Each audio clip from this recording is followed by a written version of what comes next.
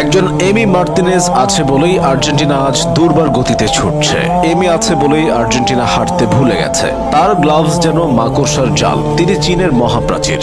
সতীর্থরা তাকে ডাকেন দিবু নামে, ভক্তরা ডাকেন বাজ পাখি বলে। সব ছাপিয়ে এমি হয়ে উঠেছেন আস্থা ও নির্ভরতার প্রতীক।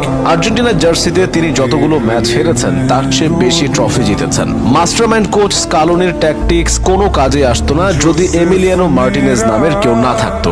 আর্জেন্টিনাকে বারবার বাঁচিয়েছেন তিনি। এমি মাঠে নামা মানেই ক্লিন শিট। তার মানসিকতা অন্য সবার চেয়ে আলাদা। পাগলাটে কর্মকাণ্ডে প্রতিপক্ষকে ভরকে দেওয়া থেকে শুরু করে খ্যাপাটে উদযাপনের জন্য তিনি পেয়েছেন আলাদা পরিচিতি। মাইন্ড গেমে তিনি দুর্দান্ত। শুধুমাত্র এমিলিয়ানো মার্তিনেজের জন্যই ফুটবলের সর্বোচ্চ নিয়ন্ত্রক সংস্থা ফিফা বেশ কিছু নিয়মে পরিবর্তন আনতে বাধ্য হয়েছে।